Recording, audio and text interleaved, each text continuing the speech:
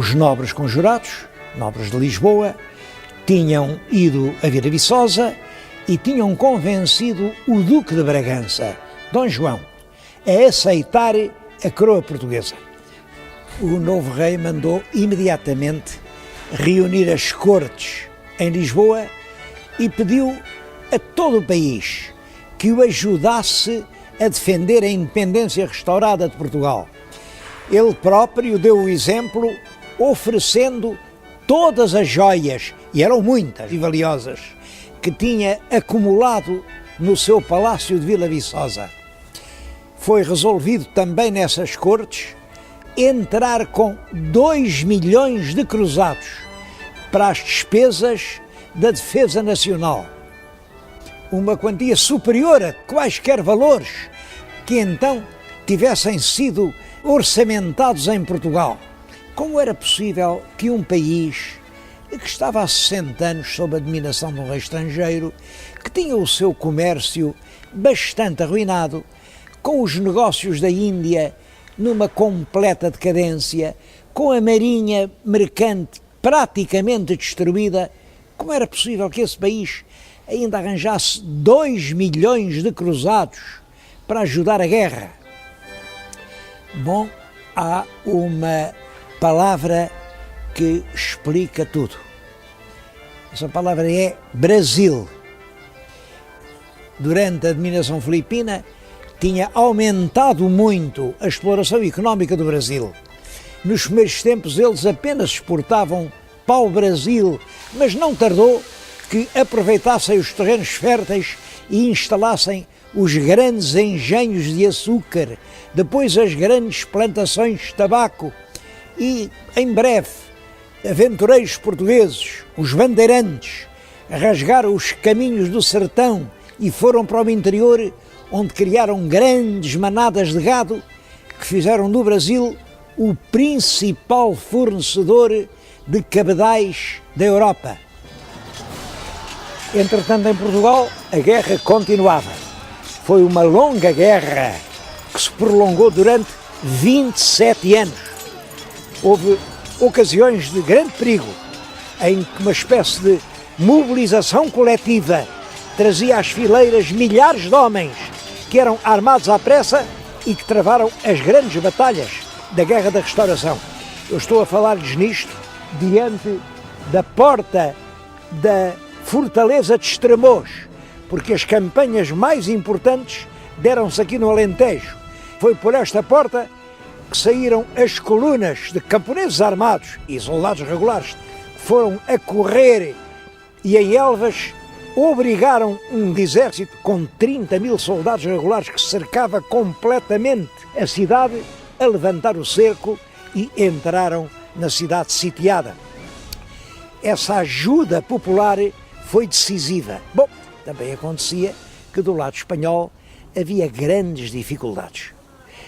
Tinham-se acabado as minas de prata do Peru, a Espanha estava envolvida em conflitos militares numa grande parte da Europa, tinha que atender a várias frentes e isso nunca tornou possível que concentrassem todos os esforços em subjugar a revolta de Portugal.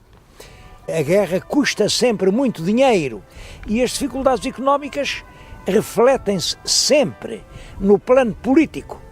São essas dificuldades que explicam que em 1668 o rei, que é o Afonso VI, um homem muito diminuído, foi deposto do trono e substituído pelo irmão, Dom Pedro II, e é Dom Pedro que nesse mesmo ano estabeleceu um acordo de paz com a Espanha.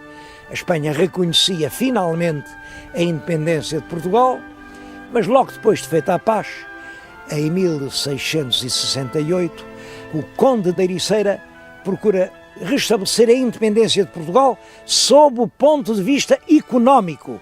Cria fábricas de papel, fábricas de vidro, fábricas de cortumes, os cabedais, os arreios dos cavalos são feitos em Portugal, fábricas de sedas e durante o século XVII e até aos princípios do século XVIII, todos os portugueses tinham orgulho em andar vestidos com roupa feita em Portugal.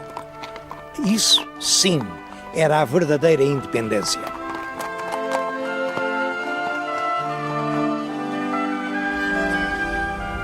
Já nos últimos anos do século XVII, 1698-99, foram descobertos grandes aluviões de ouro numa região do Brasil que, a partir de então, recebeu o nome de Minas Gerais.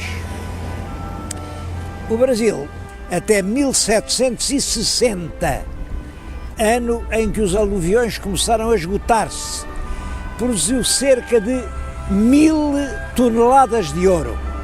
Tudo se resumiu a um enriquecimento temporário das finanças do Estado e à formação de algumas, mas poucas, fortunas particulares. O rei Dom João V, que reinou em Portugal durante toda a primeira metade do século XVIII, com esses recursos, promoveu a construção de algumas grandes obras públicas. A mais célebre é este convento e palácio de Mafra, que ocupa realmente quase todo o reinado e que absorveu uma grande parte dos recursos vindos do Brasil. Construiu-se no Rio de Janeiro o Palácio do Governo, que é também uma outra grande construção.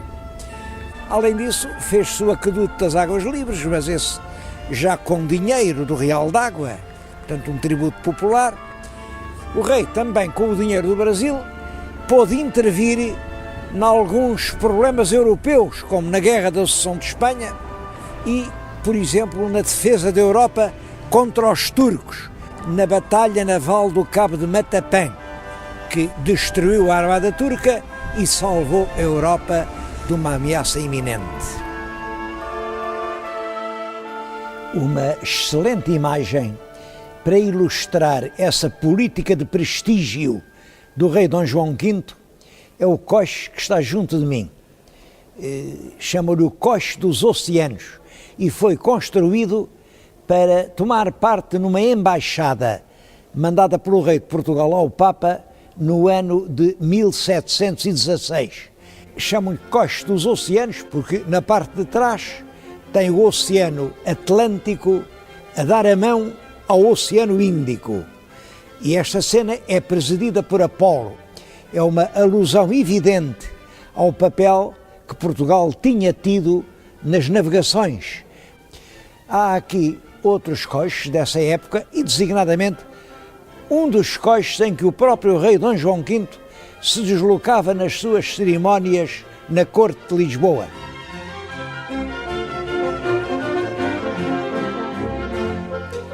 O rei Dom João V morreu em 1750 e sucede-lhe o filho primogênito, Dom José. Nós pouco sabemos das ideias de Dom José, porque ele escolheu logo para o governo um homem que tinha uma certa experiência na vida diplomática. Esse homem chamava-se Sebastião José de Carvalho e Melo. Em recompensa dos seus serviços, o rei deu-lhe depois o título de Conde de Oeiras. Eu estou-lhes a falar em Oeiras, aqui em frente do palácio que ele mandou construir quando era ministro. Depois, o rei deu-lhe ainda o título de Marquês de Pombal. É das figuras mais discutidas da história portuguesa. A política pombalina obedece a 4 eixos fundamentais.